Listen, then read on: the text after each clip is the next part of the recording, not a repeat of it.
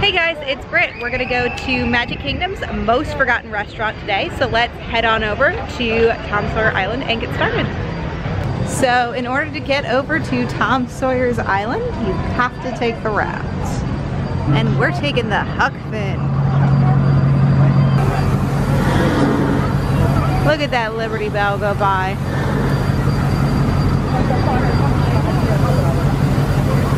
For those of you who have seen my previous vlog will know that I find that a very boring boat.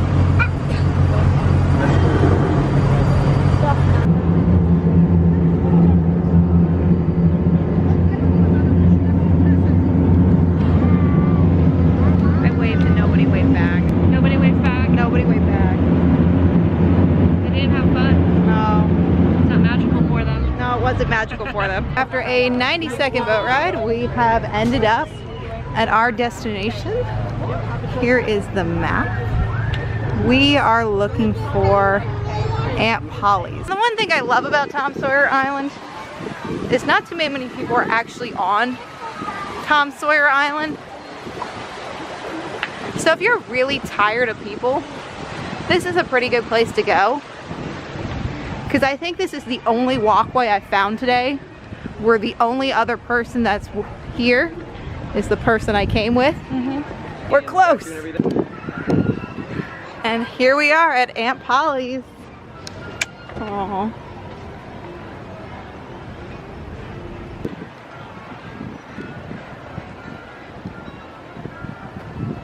There's the Liberty Boat station. And here is the seating for Aunt Polly's.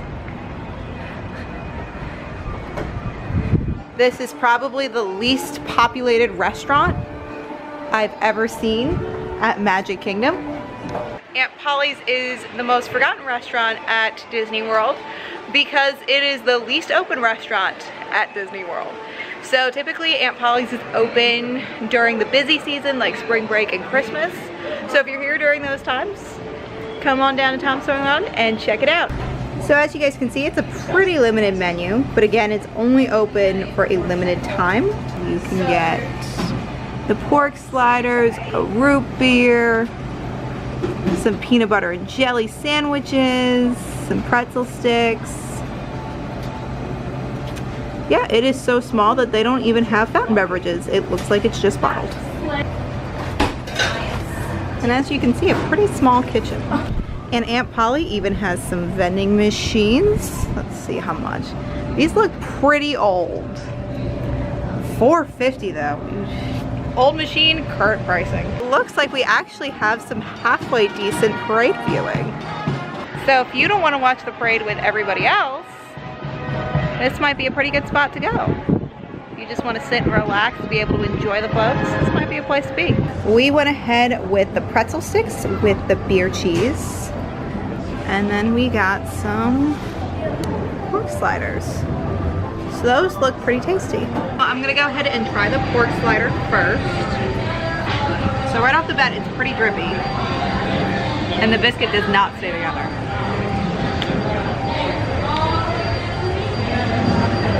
Yeah, the biscuit already fell apart. But the pork is good. The pork has a really good flavor to it. A little bit of a kick to it, so if you don't really like some spice, it's not gonna be for you. But for a restaurant that's never open, it's actually a pretty tasty sandwich.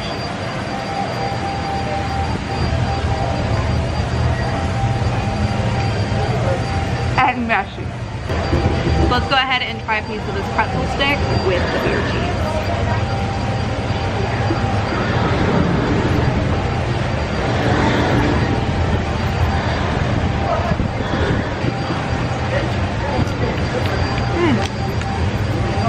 Not bad. It's better than that plasticky cheese that you get at most Disney service counter locations.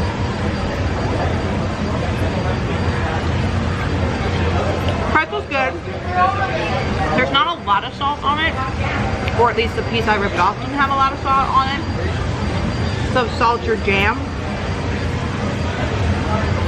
It definitely could use a little bit more. But this is actually pretty good. Pretzel stick. It's a nice little snack if you're over here. And last but not least, I'm gonna go ahead and try one of the house-made chips that come with the pork slider.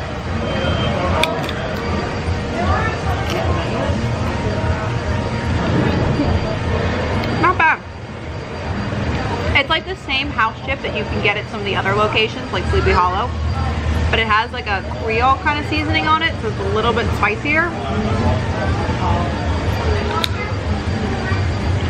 I like it. I think it's a nice compliment to the pork belly sandwich.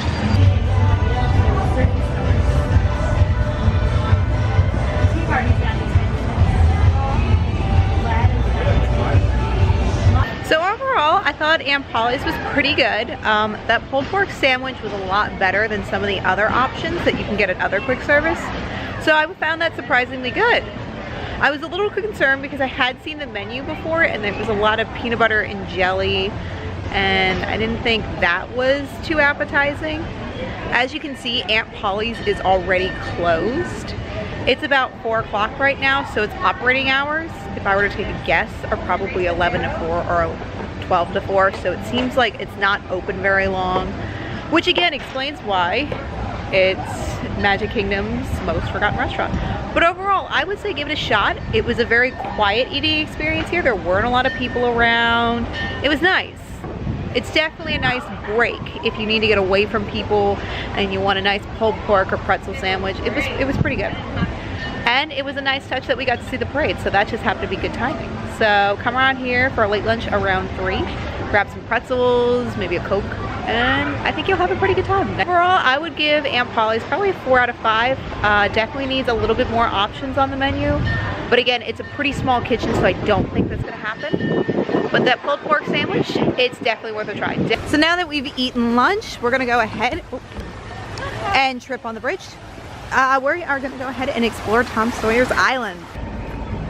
So this is the iconic moment, or what I've always think of when I go on Tom Sawyer's Island, is this bridge. I feel like you need to jump on this bridge when there's other people around. Oh.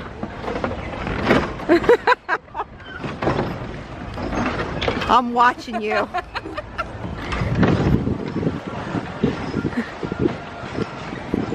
I'm just mildly scared of dropping the camera.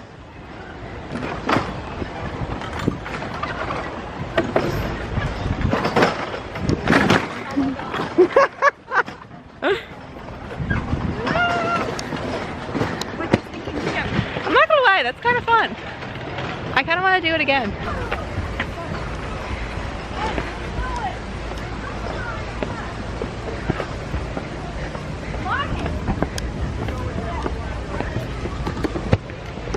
So just a heads up, if you do use a scooter or a wheelchair, this really isn't handicap accessible.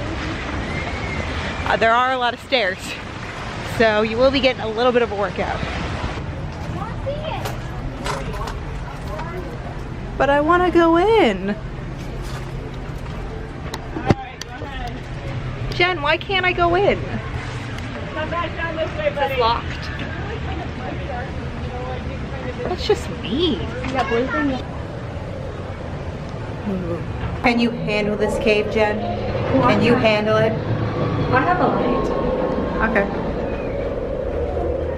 Actually, the camera can see in the dark better than I can.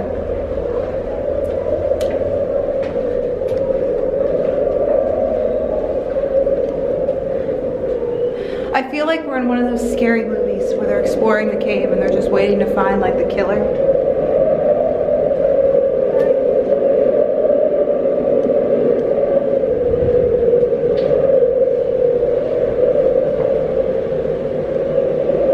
I'm just concerned I'll find my tether in here. My tether's leading me in here trying to get me. I hear civilization. We made it. We made it out alive. We did it. We made it! We made it! We lived! We lived! Jen, we lived! I know. Well, that's very close. We lived, Jen! alive, yes, I'm alive and well. Thank Walt Disney. Now, my one real major complaint about Tom Sawyer's Island is, in the book, I think Tom Sawyer goes onto the island to escape general life, to escape chores and all that kind of stuff. But if your island was right across from Magic Kingdom, would you really want to escape it? I don't think so. Big mistake, Tom. Big mistake. So we're back on dry land after our adventures on Tom Sawyer Island. We ate some pretty good food, we had some adventures, walked around a little bit, saw the parade. So overall, I think it was a pretty good experience. It was pretty peaceful. As I said, there's not a lot of people that go over there. So if you need a break from the crowds, Tom Sawyer Island is the best place to do it. And we got to eat in relative peace, which is something that just does not exist when it's 2 o'clock in a theme park. Tom Sawyer's Island definitely has my stamp of approval. This is Britt, ending today's chapter.